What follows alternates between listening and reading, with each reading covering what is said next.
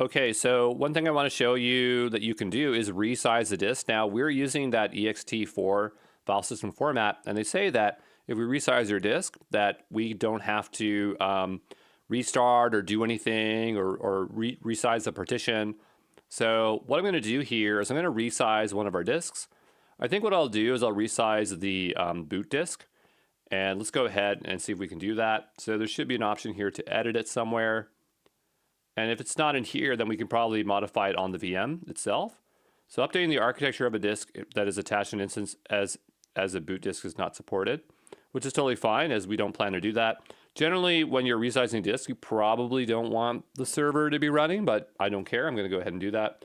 I'm going to make the number 14 just so we can keep track. Actually, we'll just make it 11 as I don't want to really make this too large. And we'll go ahead and hit save, right? And so what I'm hoping to see, I'm still SSHing from before, so you know how to SSH into the virtual machine. But once that's updating, we want to check its size. So we'll use df-h,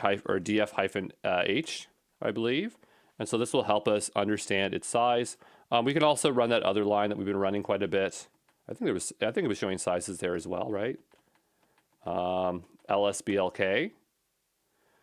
And notice that it's now 11 gigabytes, right? You can't size down a disk, but you can increase its size, especially when you are reattaching or things like that. So just understand that you're increasing it, never decreasing it. There's probably some way to do it, but I don't know how to do it, and it's not that big of a deal.